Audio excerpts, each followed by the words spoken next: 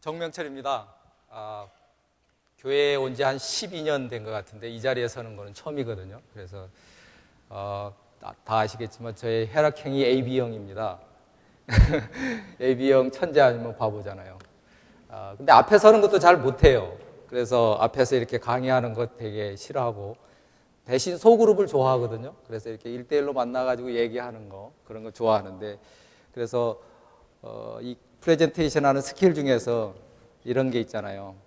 I love you. 눈으로 그리고 프로젝트를 사랑하면서 그리고 상대방의 위치에서 하는 거. 그래서 요 앞에 한 몇 분 앉아 계신다고 생각하고 제가 이렇게 강의하듯이 하겠습니다. 별로 재미없겠지만 재미있게 좀 들어주시면 감사하겠고요. 끝날 때쯤에는 이런 게 있구나. 그러나 믿음이 더 중요하다 하는 것이 결론이기 때문에 미리부터 결론 말씀드리고 시작을 하도록 하겠습니다. 그래서 많은 기대하지 마시고요. 그냥 있는 대로 받아들이시면 좋겠습니다.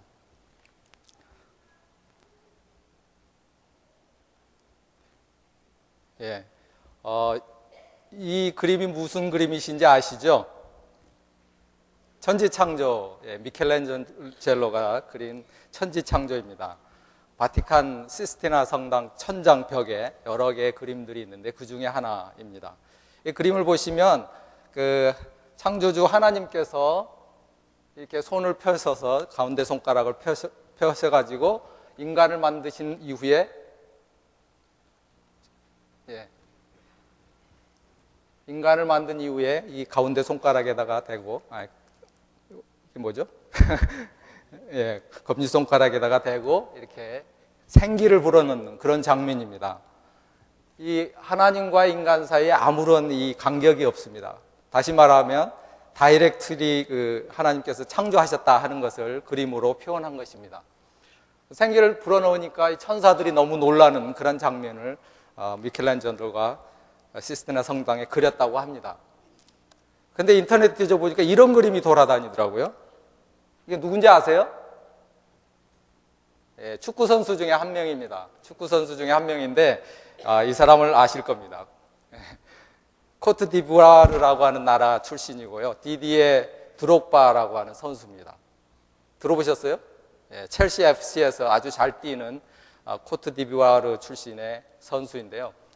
이 사람이 왜 유명하냐면 2006년, 2010년에 올림픽이 있었잖아요. 그런데 이 나라가 아주 작은 나라인데 이 나라에서 아프리카를 대표해서 올림픽에 출전을 했습니다. 근데 이 선수가 주전 선수로, 주장 선수로 그렇게 뛰었습니다. 특별히 2006년 월드컵 때, 제가 월드컵을 안 했나요?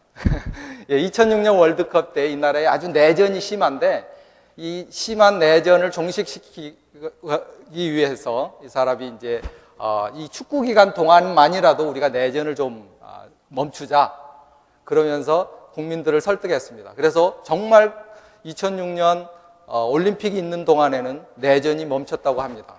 그 이후에 이 사람이 그 첼시 FC 구단주를 설득시켜가지고 많은 돈을 모으고 자기 재산을 좀 털어서 병원을 지어주고 그래서 코트디부아르에서는 이 사람이 평화의 여신으로, 평화의 화신으로 그렇게 역할을 하고 있습니다. 근데 이 가운데 보니까 신발이 하나 있잖아요. 이게 축구화거든요.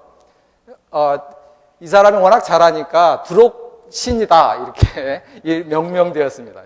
신은 신인데 이름 앞에다가 드록이라는 이름을 붙여서 드록신이라고 합니다.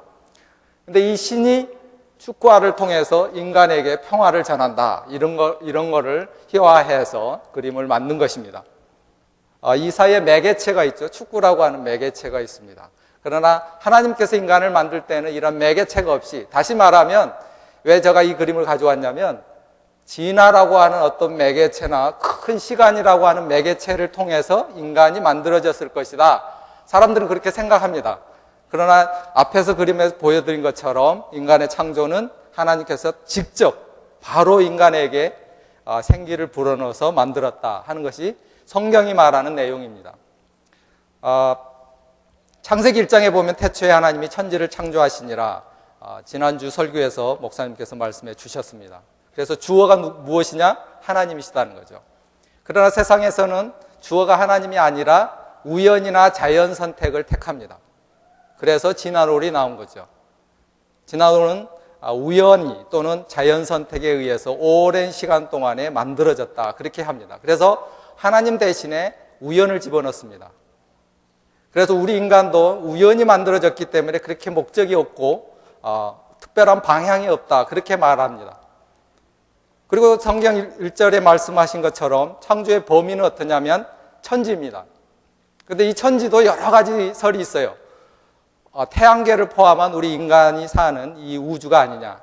근데 우주가 여러 개가 있잖아요. 다른 별들이 여러 개가 있는데, 은하계가 여러 개가 있는데, 성경이 말하는 것은 일반적으로 모든 은하계를 포함한 우주를 얘기하고 있습니다. 그러나 어떤 사람들은 우리 인간이 살고 있는 이 우주만이 아니냐, 그렇게 단정 짓는 사람도 있습니다. 그 본문에 보면 창조하시니라 라는 말이 나옵니다. 창조가 원래 원어 히브리 말로는 파라라고 하는데 라틴어로 크루쇼 엑스 니힐로, 다시 말하면 무에서 유를 창조했다라는 뜻입니다. 근데 성경에 보면 또 다른 단어가 나오는데 그것은 아싸라고 하는 단어입니다. 예. 광명을 만드시고라고 하는 구절이 1장 16절에 나오거든요. 그 말씀에 의하면 만드시고라는 말은 make라는 단어입니다. 다시 말하면 유에서 유의 창조입니다. 그러니까 하나님께서 처음에 천지를 창조했을 때는 무에서 유를 창조하셨다 하는 뜻이죠.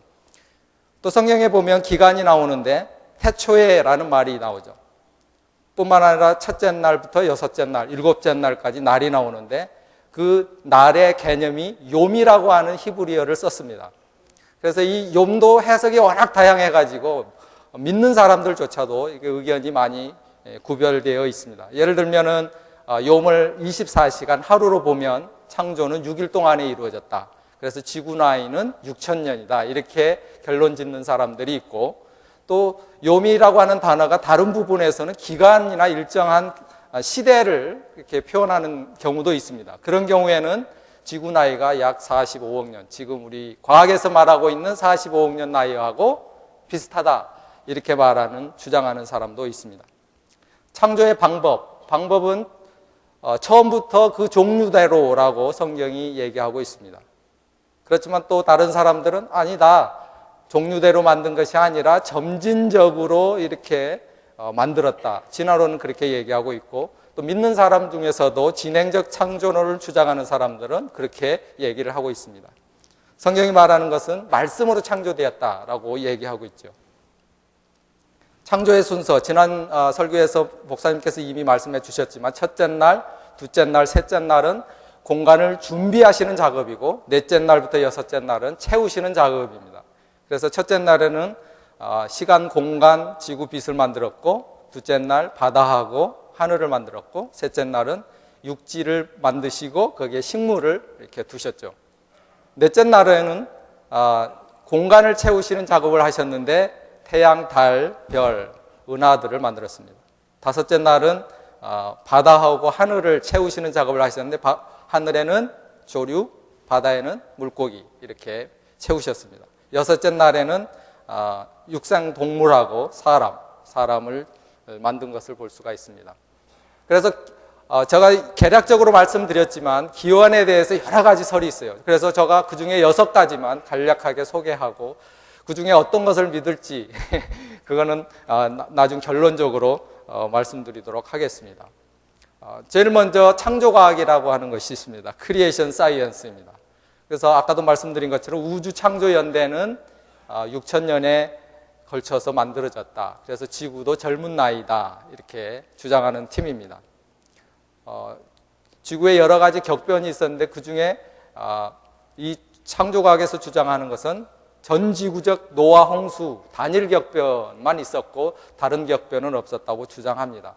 그래서 지금 우리에게 보여주고 있는 지층은 다 이 단일 격변, 즉 노화 홍수 때 다 이루어졌다고 얘기하고 있습니다.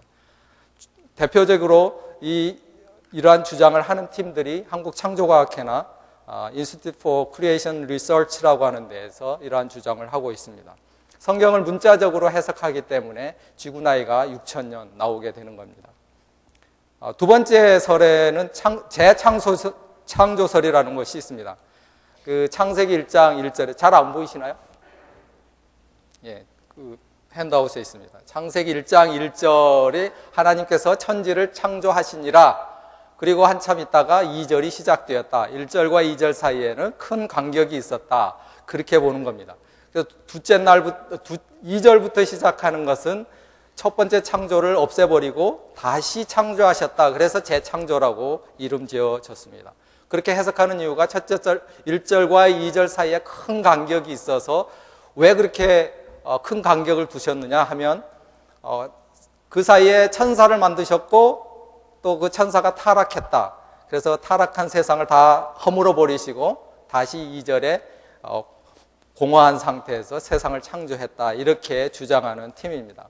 이렇게 주장하다 보니까 지질학적으로는 맞아요. 왜냐하면 그 간격 사이에다가 지질학의 지금 연대를 집어넣으면 되니까. 그죠? 그래서 지질학에서는 이 이론을 도입해가지고 간격 이론이다. 그렇게 주장하고 있습니다. 그래서 지구 역사가 46억 년, 우주 역사가 140억 년인데 그 사이에다가 딱 집어넣으니까 전혀 문제가 되지 않죠. 그러니까 현재 과학에서 주장하는 것과 성경이 주장하는 게 틀리지 않다라고 말할 수가 있지만 많은 문제가 있습니다.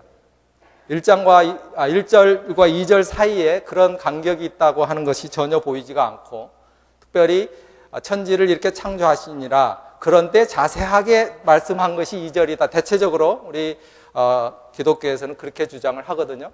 그래서 1절의 자세한 내용이 2절부터 시작된 것이지 1절과 2절에 간격이 있다고 그렇게 주장하는 것은 잘못된 주장이라고 보고 있습니다.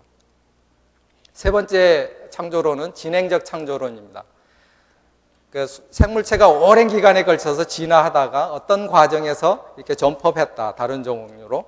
그럴 때에 어떻게 누가 했느냐? 하나님이 중재해가지고 쭉 지내오다가 다른 종으로 갈 때는 하나님이 개입했다. 그래서 진행적 창조론이라고 합니다. 또 그렇게 주장하는 사람이 있는가 하면 성경이 말하는 그 종류대로 처음부터 만들긴 했는데 오랜 시간에 걸쳐서 만들었다. 다시 말하면 아까 요미라고 하는 단어가 기간으로 해석되면 그렇게 볼 수가 있거든요. 하루 이틀 24시간의 하루가 아니라 기간으로 보면은 그렇게 볼 수 있습니다. 그래서 진행적 창조론이 요즘 많은 각광을 받고 있습니다. 왜냐하면 이렇게 하다 보니까 오랜 지구 역사와 현재 과학에서 말하고 있는 그 지구 역사가 잘 맞아 떨어지기 때문에 그렇습니다. 관련 이론으로서 날 시대 이론이라고 하는데요. 다시 말씀드리면 날이라고 하는 건 24시간이고 시대는 에이지죠. 그래서 창조의 유기를 긴 시간으로 보는 그런 견해입니다. 네 번째로는 유신론적 진화론이라는 것입니다. 하나님께서 창조를 하셨는데 어떻게 창조하셨냐면 기존에 있는 진화의 방법을 사용하셔서 창조를 하셨다 이거죠. 그러니까 하나님이 창조하는 주체는 맞는데 방법이 틀렸습니다. 방법이 종류대로가 아니라 그냥 진화론에 의해서 자연적으로 우연히 이렇게 만들어지는 것처럼 그 우연을 하나님께서 개입하셨다. 디바인 인터빈 해가지고 이렇게 만들어졌다. 그렇게 주장하는 겁니다. 문제가 많습니다. 여기도. 왜냐하면 그러다 보면 인간은 우연히 만들어졌기 때문에 속죄나 타락이나 이런 것을 설명할 길이 없는 겁니다. 그래서 유신론적 진화론이 많은 사람에게 각광을 받고 있지만 그럼에도 불구하고 우리 기독교계에서는 받아들여지지 않고 있습니다. 유신론적 진화론을 주장하는 사람도 국부홍수론을 주로 주장을 하는데요. 왜냐하면 지구가 전지구적으로 이렇게 홍수가 있었던 것이 아니고 근동지방에만 이렇게 국부적으로 홍수가 있었다. 그래서 기록이 그렇게 남은 것이다. 이렇게 주장합니다. 그렇게 주장하는 이유가 있습니다. 성경에 보면은 창세기 6장 4절에 당시에 땅에 네피림이 있었다. 그런 기록이 나오는데요. 이 네피림이 홍수 이후에 출애굽해가지고 정탐꾼들이 가나안 땅에 들어가잖아요. 거기에 가서 보니까 또 네피림이 있는 겁니다. 예. 민수기 13장 33절에 거기에 또 네피림의 후손이 있었다. 그러면 네피림들은 홍수에 의해서 죽은 것이 아니고 살아남은 거 아니냐. 그러니까 국부적으로 그 지역에는 홍수가 있었지만 네피림이 다른 지역에 어디가 살고 있다가 이 후손들이 이 땅에 나타난 것이다. 이렇게 주장을 합니다. 그렇지만 이 네피림과 그 네피림이 다른 네피림이다라고 주장하는 사람들이 있습니다. 그래서 이것도 설득력이 없습니다. 이렇게 주장하는 팀들이 있는데 그것은 아메리칸 사이언티픽 어필리에이션이라고 그래서 아사라고 그러는데요. 이 팀하고 저희가 그 세미나를 한번 한 적이 있는데 제가 이렇게 프레젠테이션 하니까 믿지 않더라고요. 왜냐하면 이 팀들은 바로 유신론적 진화론을 믿기 때문에 그렇습니다. 그래서 의아하게 생각했습니다. 이 홈페이지에 가보시면 그분들이 주장하기 위해서 당신은 진화를 믿습니까? 라는 갤럽 조사를 이렇게 페이지에 올려놨습니다. 갤럽에 의하면 39%나 되는 사람이 진화를 믿는다. 그렇게 응답을 했고 25%가 믿지 않는다. 이렇게 응답을 했다고 합니다. 주장이 뭘 주장하려고 하는 거죠? 진화가 맞다라는 것을 그 사람들은 주장하려고 이 갤럽의 조사를 갖다 올려놨습니다. 이 사람 아시죠? 유명한 사람이죠. NIH 디렉터거든요. 그 전에 그 지놈 그 인간 게놈 그 지도 만들 때 이분이 아주 큰 업적을 해가지고 백악관에서 이렇게 성명도 발표하고 그랬습니다. 이 사람이 지금은 이제 디렉터가 됐어요. NIH 디렉터.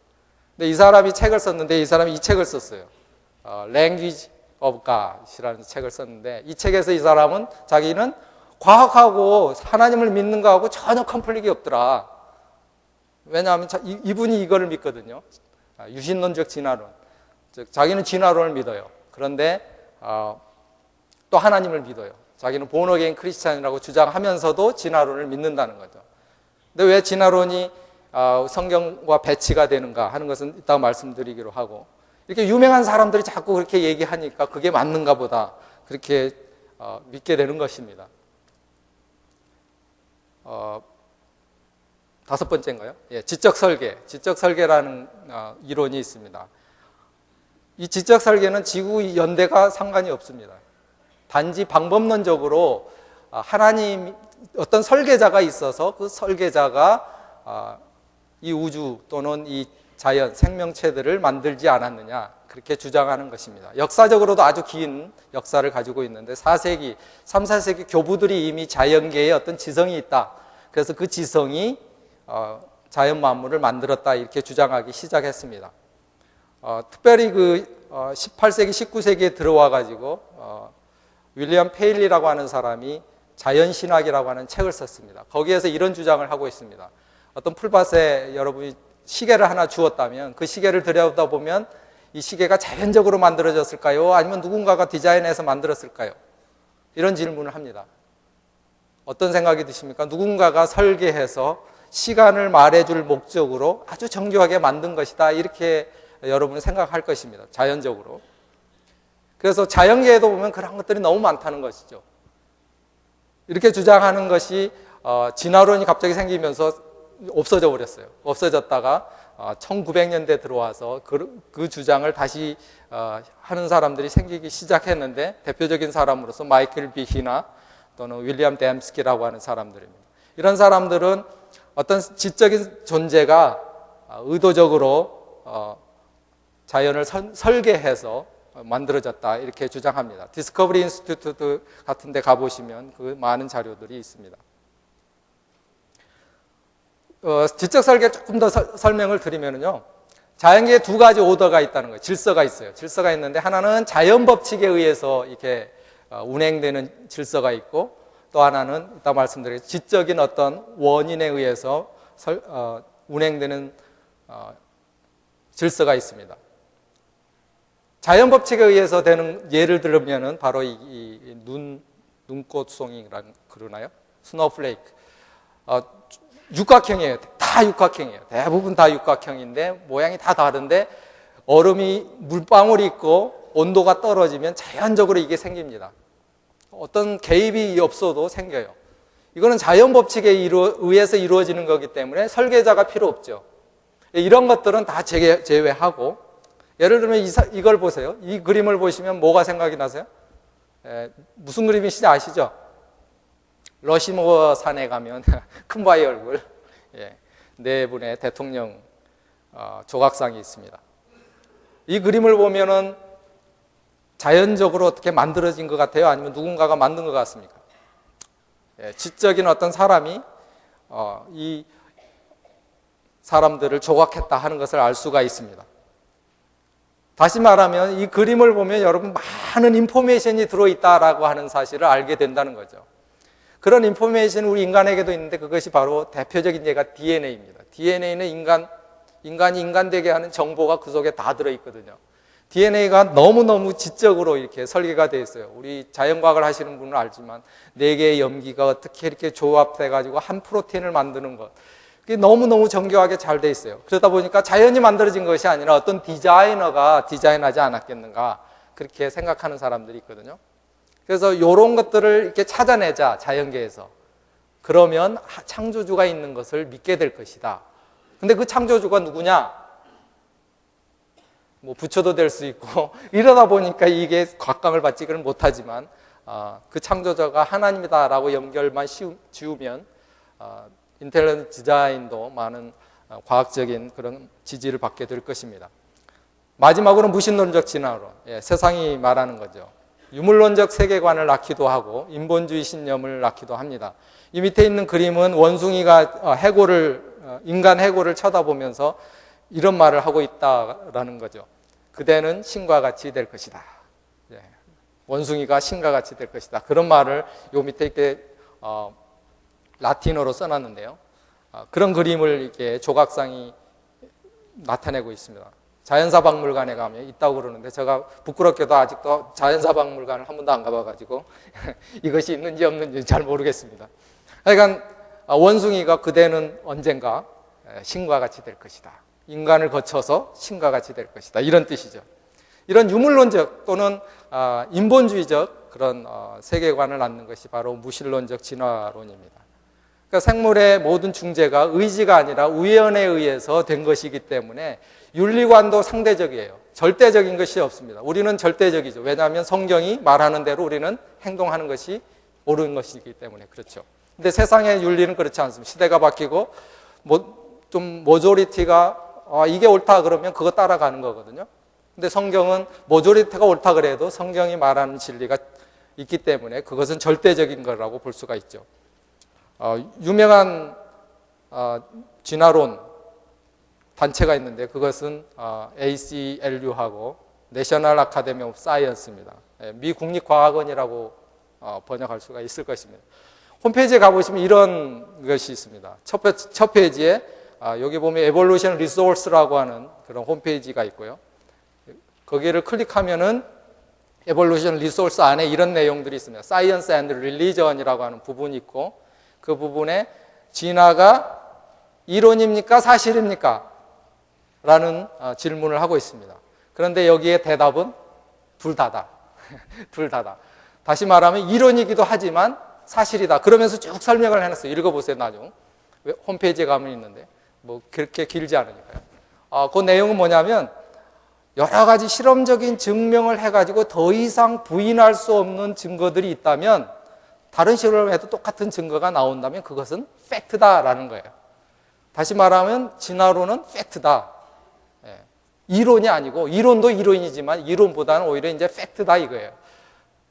그렇죠?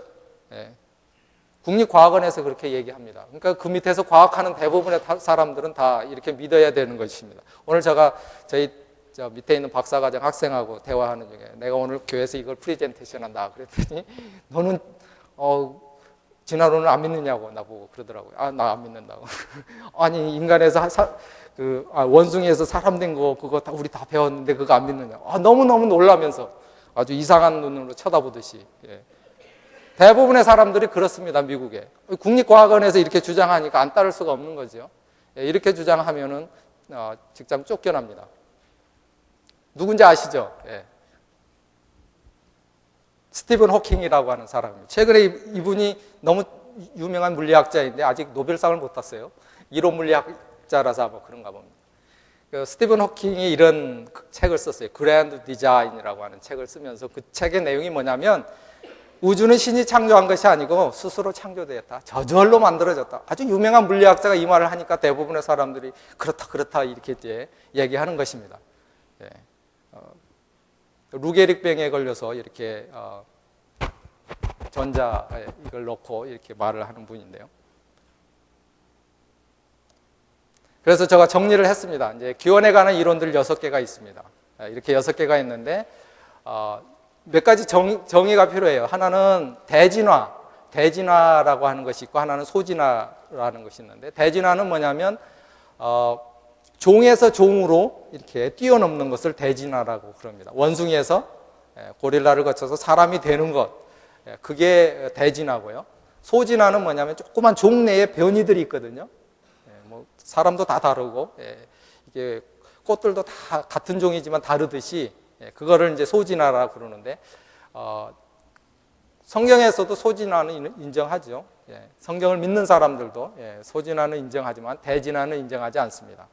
근데 이 이론들이 어떤 부분을 인정하고 어떤 부분을 인정하지 않는지를 서머리 해놓은 것입니다.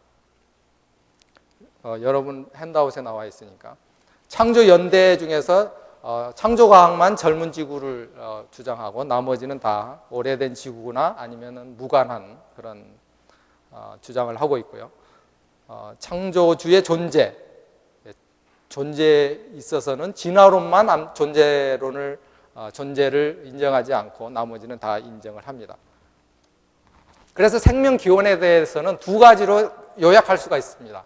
이 많은 것들이 있지만 하나는 진화론, 하나는 창조론. 창조 아니면 진화예요. 그 밖에 다른 거 있나요? 다른 거 없습니다. 창조 아니면 진화입니다. 진화되었든지 아니면 창조되었든지 둘 중에 하나입니다. 그 창조론과 진화론을 주장하는 팀들에 대해서 제가 서머리를 해놨는데요. 네 부류, 창조과학에서 지적 설계까지는 창조론을 주장하고, 진화론은 유신론적 진화론. 하나님은 믿지만 진화론을 믿는 사람들은 진화론자입니다. 그다음 무신론적 진화론. 뭐를 주장하는지 제가 기록해놨습니다. 그래서 이 두 가지가 있는데, 최근에 이제 외계의 생명이 들어와가지고 우리 만들어지지 않았겠느냐. 이것도 사실은 창조 진화론의 부류에 같이 들어갈 수가 있습니다. 왜 그러냐면, 외계인이 있다면 그 외계인도 누가 만들었을까요? 그 질문이 결국 되잖아요. 창조 아니면 진화에 의해서 만들어졌겠죠, 외계인도. 그래서 외계 기원론에 보면 범균설이라고 있는데, 우주에 어떤 생명의 포자가 있는데 이 포자가 지구에 날라와가지고 이게 정착해가지고 생명체가 만들어졌다. 그런데 반론이 있습니다. 생명체가 우리 생명체도 마찬가지지만 지구를 탈출할 수 있는 확률이 거의 없습니다. 제로입니다. 확률 제로입니다. 탈출 못하면. 왜 그렇죠? 중력 때문에 탈출을 못해요. 그리고 우주 공간에 나간다 할지라도 우주 공간의 온도가 얼마냐면 평균 온도가 마이너스 270도입니다. 액체 질소 온도가 얼마인지 아세요? 마이너스 196도거든요. 그보다 또 훨씬 더 추워요. 그러니까 생명체가 살 수가 없습니다. 나가도. 세 번째로는 나왔다 할지라도 지구 통과하려면, 지구 통과하려면 어떻게 되죠? 들어올 때 어떻게 되죠? 다 불타 없어집니다. 대기권에 들어오면서 불타거든요. 그래서 우주선 갔다가 들어올 때 그 인슐레이션 엄청 하잖아요. 그렇지 않으면 불타니까요. 그래서 생명체가 들어온다는 것은 거의 불가능하고요. 근데 이러다 보니까 이제 어떤 사람이 이렇게 주장합니다. 프랜시스 클릭이라고 하는 사람이 노벨상 받았거든요. DNA 나선 구조 이게 만들어가지고 노벨상 받은 사람이, 아니다, 그러니까 우주선을 타고 왔지 않았겠느냐. 그 속에 우주선이 있어가지고 우주선 타고 오면 살아남을 수 있다, 이렇게 주장하는 사람이 다 소설 쓰는 겁니다.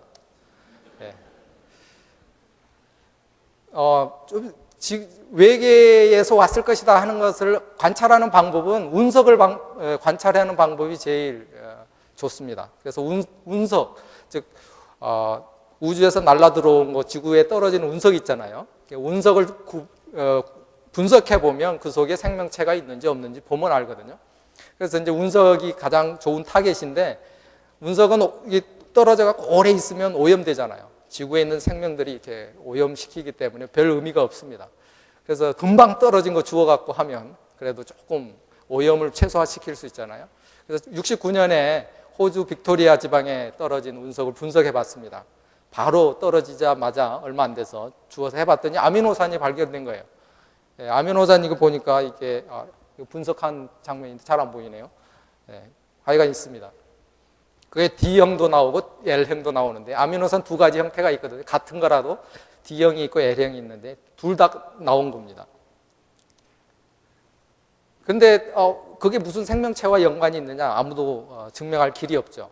그래서 이제 또 다른 팀들이 75년에 바이킹 1, 2호를 미국에서 발사를 합니다. 그래서 화성에 도착을 해가지고 사진을 막 보내서 막 분석을 해봤더니 생명체가 없는 거예요. 아직까지 부정적이에요. 생명체가 있다라는 결과를 얻지 못했습니다. 또 그 와중에 이제 남극에 있는 아일랜드의 그 알란 힐이라고 하는 곳에서 운석을 발견을 했습니다. 보니까 화성 운석하고 거의 비슷해요. 왜냐하면 그 성분을 분석해 보니까 화성에 있는 대기의 물질들이 그대로 있다는 거예요. 그래서 이 분석을 해 보니까 이게 보면은 이게 미생물 같은 게 하나 보이죠, 여기요. 미생물 같은 것이 보입니다. 이 미생물이 꼭 미생물 화석같이 이렇게 돌에 박혀 있는 겁니다. 그러니까 화성에는 생물이 살고 있다 이렇게 주장한 거죠. 또 그 자세히 더 점자 해명으로 보니까 탄산염이 이렇게 있습니다. 탄산이 있다는 얘기는 뭔가 생명체가 있지 않겠는가 그렇게 합니다. 아직까지도 이 미련을 버리지 못했습니다. 최근에도 이런 사진들이 계속 인터넷에 떠도는데 근거가 없는 것이 아니라 과학 잡지에 실린 거예요. 네이처 사이언스에 실린 사진들이거든요. 많은 증거들이 있는데 여기 보니까 이게 물방울들이 그 피닉스호라고 하는 그 우주선이 거기 화성에 도착을 했는데 그 다리에 이렇게 물방울이 있습니다. 물방울이 있다는 얘기는 생명체가 있을 가능성이 높다. 그래서 아직까지도 화성에 인간이 있을 것이다. 그렇게 주장하는 사람이 있습니다. 72년에 파이오니어 10이라고 하는 것을 발사를 했습니다. 외계 생명을 탐사하기 위해서. 그 탐사하기 위해서 그 발사한 파이오니어에 이런 그림을 갖다가 집어넣었어요. 잘 보이시나요? 이 그림을 왜 그 동판에다가 새겨가지고 그 우주선에 집어넣어 갖고 보냈는데 왜 그랬는지 아세요? 왜냐하면 이제 우주 밖으로 내보낼 거거든요. 이 우주선은 우주 밖으로 내보내는데 어떤 지성체가 이걸 봤어요. 근데 이게 무슨 뜻이냐 도대체. 이 인공위성이 왔는데 우주선이 왔는데 이게 뭐냐. 우리 인간과 교신하기 위해서 이런 그림을 넣었다는 겁니다. 그림에 보면은 태양이 있고 이게 수소 분자거든요. HH 두 개가 있는 거고 이건 태양이고 지구가 여기고 지구에서 출발해가지고 목성 지나서 토성 사이로 해서 우주로 빠져나갔다 이런 그림이고요. 지구에는 이렇게 남자와 여자가 살고 있다. 태양계가 있다라고 하는 것을 그림으로 이렇게 표시해가지고 이제 내보냈습니다. 언젠가 교신이 올지 모릅니다. 생명체가 살면. 영화 컨택 보셨어요? 오래전에 봐가지고 기억 없을 텐데 조디 포스터 주연의 컨택이라고 하는 영화죠. 컨택에 보면 이제 조디 포스터가 이렇게 계속 뭔가를 듣고 있죠. 리스닝을 하고 있습니다. 근데 어느 날 막 기쁜 소식이 왔습니다. 메시지를 받았어요. 그래서 그 메시지를 디코딩하고 그 디코딩 하자 우주에 누군가가 있다. 지성체가 있다. 그래서 이제 여행을 합니다. 여행을 가서 이제 자기 아버지 만나는 그런 이상한 영화입니다. 근데 정말 이런 거를 하는 데가 있어요. 그 많은 돈을 들여가지고 미국 내에 있습니다. 세티라고 하는 연구소입니다. 캘리포니아에 있는데요. Search for Extraterrestrial Intelligence. 세티라고 하는 연구소가 있습니다. 이런 파라볼 안테나 쭉 세워놓고 거기서 지금 외계 지성하고 컨택하려고 그럽니다. 안 보이네요. 시그널인데요. 110, 11110 이렇게 나가는 시그널이에요. 이거를 이제 1은 비트고 제로는 포워즈예요. 그러니까 똔똔똔똔똔 이런 신호라고 보시면 됩니다. 이 신호를 여러분이 받았다. 근데 이 신호가 우주에 많은 전파들이 오거든요. 사실 실제로 지구에 많은 전파들은 이게 지성이냐 아니냐 어떻게 분간할까요? 사실 이 신호를 받고 이제 조디 포스터는 여행을 가는데요. 이게 2, 3, 5, 7, 11 이렇게 나가는 숫자였어요. 무슨 숫자인지 아시죠? 소수인가요? 소수? 1과 자기 자신으로 그 외에는 이 디바이드 안 되는 그런 숫자, 소수라고 하는 프라임 넘버라고 그러죠. 이 프라임 넘버가 2에서부터 100일까지 쭉 이렇게 되는 것을 받았어요. 이거는 뭔가 지성체가 있다. 근데 확률 계산은 이런 신호가 올 수 있는 확률이 10에 마이너스 150승. 거의 불가능합니다. 이런 신호가 올 수 있는 것은. 다시 말하면 지성체만이 이런 것을 디자인해 갖고 보낼 수 있다. 그래서 외계 지성체를 분석하는 사람들은 이런 신호를 지금도 기다리고 있습니다. 예, 영화처럼. 최근에 또 이런 저널에 실린 내용을 봤는데 Astrophysical Journal이라고 하는, 아직 퍼블리 안 됐어요. 억셉트만 됐어요. 2010년에 나온 건데요. 그 지구 외에도, 태양계 외에도 다른 그 우주가 있거든요. 거기에 보면은 글리제 581이라고 하는 그 은하가 있어요. 그 은하에 보면은 그 행성을 도는, 궤도를 도는 그 행성들이 있는데, 그 중에 A, B, C, D, G, G가 글리제 581G라고 하는 행성이 발견이 됐는데, 그 행성의 온도를 보니까, 그 행성을 보니까 지구하고 너무너무 똑같은 거예요. 대신 한 가지 문제가 있는데 자전을 안 해요. 자전을 안 하고 그냥 그 주위만 이렇게 공전하는 거죠. 근데 그 평균 온도가 마이너스 31도에서 영하 12도예요. 평균이 그렇다 보니까 따뜻한 쪽과 반대쪽이 있을 거 아니에요. 그 경계면 쪽에는 아마 지구와 온도가 똑같지 않겠느냐, 그렇게 추정하면서 거기에 생명체가 있을 것이다. 언젠가 신호가 올 것이다. 이렇게 기대하는 사람들이 있습니다. 이런 연구들이 왜 진행되고 있냐면 외계에 뭔가 생명체가 있을 것이다 하는 기대를 갖고 있어요. 근데 기독교와 외계 생명체하고 이렇게 연결을 짓다 보면, 아니 거기에도 그럼 예수가 죽어야 되고 그렇게 되면 어떻게 되느냐, 그러면 외계에 생명체가 있다는 얘기는 지구만 존재하는 이 성경은 쓸모없는 또는 거짓말 아니냐, 이렇게 주장할 수가 있다는 거죠. 과연 그럴까요? 그렇지 않습니다. 외계에 생명체가 있다 할지라도 성경은 스틸 유효합니다. 성경은 우리에게, 인간에게, 적어도 인간에게 구원을 주시기 위할 목적으로 쓰여진 성경이기 때문에 외계의 생명체에 대해서는 하나님이 또 다른 어떤 계획을 가지고 있을 것이다, 이런 마음으로, 우리가 열린 마음으로 보면 전혀 외계 생명체에도 문제가 되지 않는다는 것입니다. 그래서 부정하거나 또는 긍정할 필요는 없지만 적어도 있을 가능성에 대해서는 열어두어야 한다 하는 것이고, 있다면 그러면 성경이 거짓말이냐, 그렇게 되지 않는다는 거죠. 성경은 스틸 우리 인간에게 유효하다. 자연 발생설이 있습니다. 외계에서 온 것 말고도 이제 우리 내부적으로 좀 생각해 보는 거죠. 생명은 자연 발생이었을 것이다. 아리스토텔레스가 오래전부터, BC 얼마죠? 150년인가요? 오래전부터 주장을 했습니다. 건조하거나 축축한 것에서 생명이 발생했을 것이다. 근데 그렇게 오랜 세월 동안에 증명할 길이 없다가 17세기에 들어와서 이탈리아 의사인 레디가 그런 실험을 했습니다. 천으로 고기를 안에다가 병 안에 넣고 천으로 덮어놓은 것과 열어놓은 것, 어느 곳에 구더기가 생겼을까요? 열어놓은 곳에 생기죠. 파리가 들락달락 하면서 알을 깠으니까 구더기가 생겼죠. 그러면 구더기가 생겼다고 하는 것에 대해서는 동의를 하지만, 이게 만약에 멸균이 안 돼 있기 때문에 그런 것이 아니냐, 그때 당시에는 현미경이 없었습니다. 그래서 미생물에 대한 생각은 없었어요. 그래서 그러니까 파리가 날아다니겠죠. 구더기로부터 파리가 나오고 파리가 날아다닐 텐데, 이게 다른 것에 다 그러면은 왜 그 파리만 나오고 다른 건 안 나오냐, 이런 이제 얘기를 하기 시작했습니다. 근데 100년이 지난 이후에 현미경이 나왔잖아요. 그래서 좀 더 디테일하게 실험을 했습니다. 수프를 가지고 끓인 다음에 이제 뚜껑을 닫았습니다. 그리고 한참 후에 뚜껑을 열어놓은 것과 뚜껑을 닫은 것을 비교해 봤더니 닫은 것에서는 미생물이 없고 연 것에서는 미생물이 있다. 다시 말하면 생물은 자연 발생하지 않는다는 거죠. 열어놓은 곳에서만 생겼다는 얘기는 외부로부터 뭔가가 들어갔을 것이다, 이렇게 하는 거죠. 그래서 생명은 생명에서 발생했다라고 하는 실험 결과를 발표하게 됩니다. 그래도 스틸 안 믿어요. 왜냐하면 수프를 너무 끓인 거 아니냐, 그래서 영양분이 다 파괴돼가지고 먹을 게 없으니까 미생물이 안 자란 게 아니냐, 이렇게 주장하는 사람들이 나오기 시작했습니다. 그래서 유명한 파스테르가 이제 그 대답을 얻기 위해서 백조목을 만들었습니다. 백조목은 공기는 들락달락해요. 이렇게 되니까 공기는 들락달락 하는데 자유낙하할 수 있는 미생물은 못 들어가죠. 그래서 이 실험을 했습니다.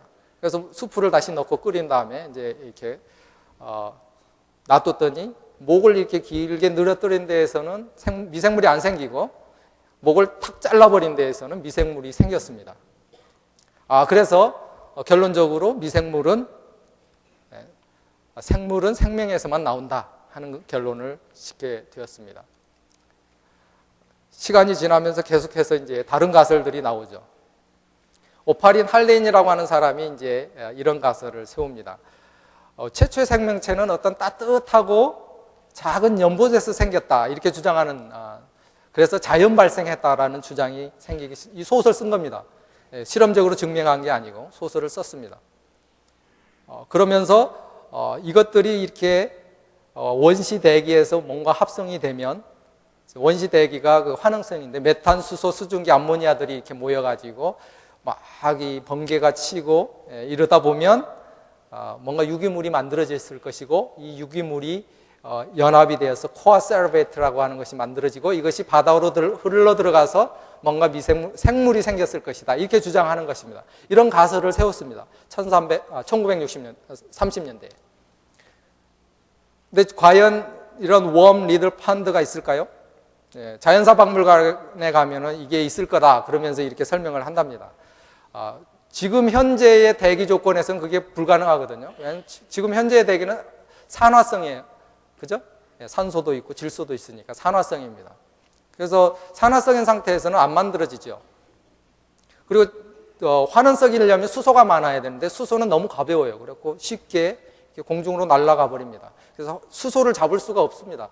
근데 원시 대기는 뭔가 힘이 있어가지고 이걸 잡았다는 거죠. 실제로는 불가능한데. 그리고 이산화탄소가 없다고 주장을 하는 것입니다.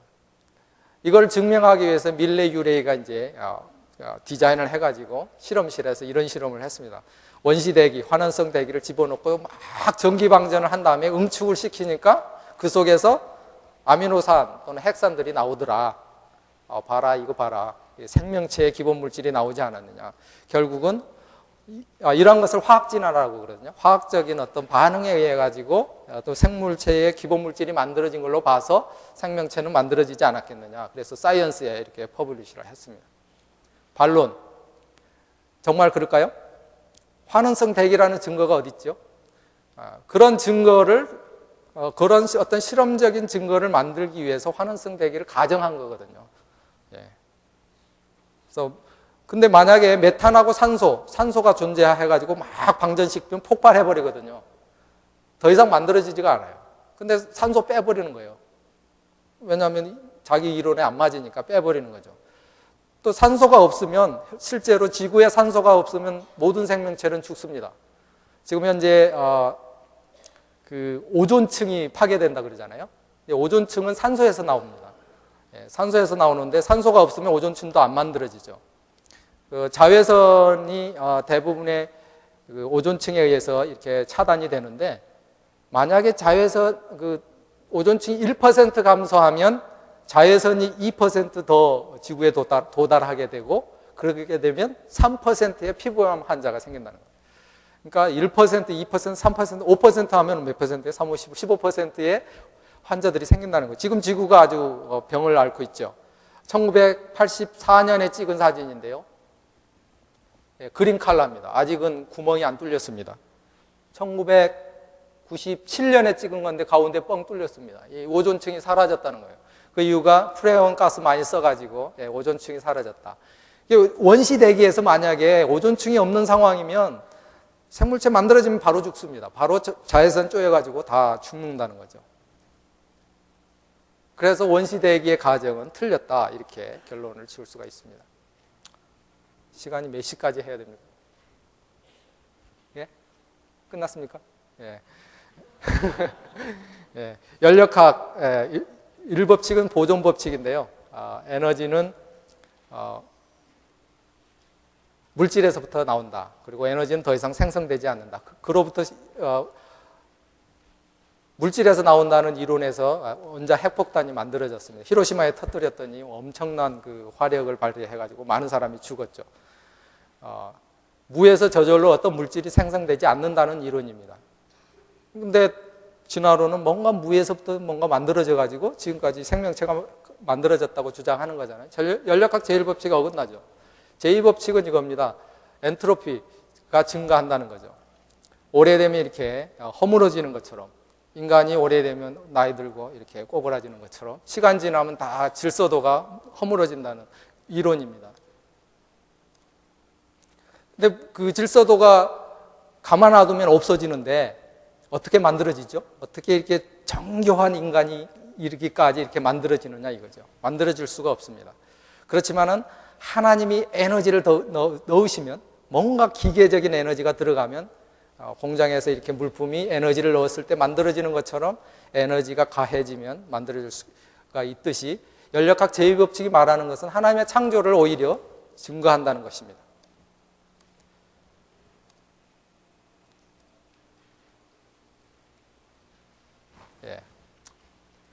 제가 여러 가지를 설명을 했는데요. 다음 시간에 계속 이어서 설명드리도록 하고, 마지막 카툰을 하나 보여드리겠습니다. 창세기를 이해하는 다양한 방법들이 있습니다. 제가 이렇게 설명을 했습니다. 갭 디오리가 있고 유신론적 진화론이 있고 진행적 창조론이 있습니다. 교수님, 성경이 말하는 거 그냥 믿으면 안 됩니까? 그러고 싶죠.